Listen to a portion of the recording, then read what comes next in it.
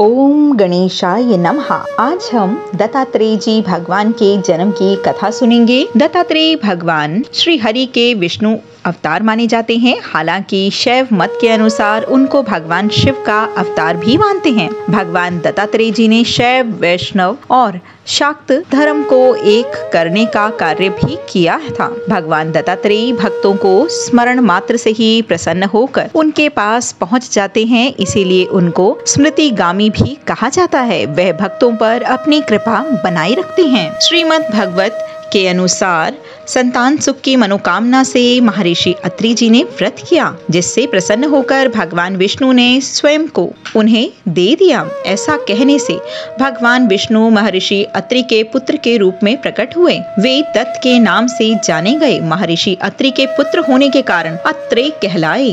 दत्त और अत्रेय की संधि से दत्तात्रेय नाम प्रसिद्ध हुआ। भगवान दत्तात्रेय जी की पूजा से मिलता है त्रिदेव का आशीर्वाद। ऐसा कहा जाता है कि भगवान दत्तात्रेय ब्रह्मा, विष्णु और शिव जी तीनों का ही एक स्वरूप है। इनकी पूजा करने से श्री त्रिदेव की कृपा एक समान रूप से मिलती है। भगवान दत्तात्रेय जी के जन्म की काफी रोचक कथा है। पौराणिक कथा के अनुसार एक बार तीनों देवियों को अपने सतीत्व यानी अपनी पतिव्रता धर्म पर अभिमान हो गया। तब भगवान विष्णु ने लीला रची। तब नारद जी ने तीनों लोकों का भ्रमण करते हुए देवी सरस्वती, देवी लक्ष्मी और देवी पार्वती जी के समक्ष अनसुईया माता के पतिव्रता धर्म की प्रशंसा कर दी। इस पर ईर्ष्यावश तीनों देवियों ने अपनी पतियों से अनसुईया माता के पतिव्रता धर्म की परीक्षा लेने की हट की। तब त्रिदेव ब्राह्मण के वेश में महर्षि अत्रि के आश्रम पहुँचे।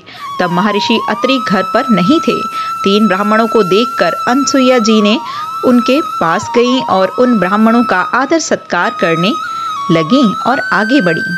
तब उन ब्राह्मणों ने कहा कि जब तक वे अपनी गोद में बिठाकर भोजन नहीं कराएंगी, जब तक वह निर्वस्त्र होकर हमें भोजन नहीं कराएंगी, तब तक हम उनका आतिथ्य स्वीकार नहीं करेंगे। माता अंदर गईं और माता ने अपनी दिव्य शक्ति से देखा कि ये तो त्रिदेव हैं। उनके इस शर्त से माता अनसुईया चिंतित हो गईं। फिर उन्होंने अपने तपोबल से इन ब्राह्मणों की सत्यता जान ली। भगवान विष्णु और अपने पति अत्रि को स्मरण करने के बाद उन्होंने कहा कि यदि उनका पतिव्रत धर्म सत्य है तो ये तीनों ब्राह्मण 6 माह के शिशु बन जाएं।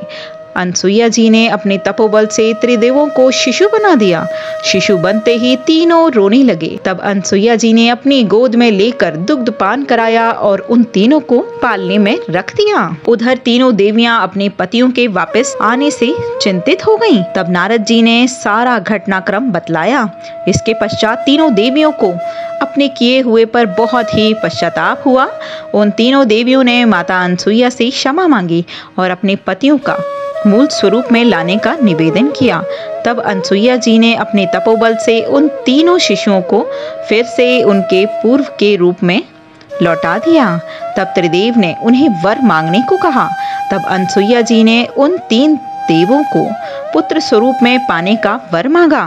त्रिदेव उनको वरदान देकर अपने धाम को चले गए। बाद में माता अनसुईया के गर्भ से भगवान विष्णु, दत्तात्रेय, भगवान शिव, दुर्वासा और ब्रह्मा चंद्रमा के रूप में जन्म लिए।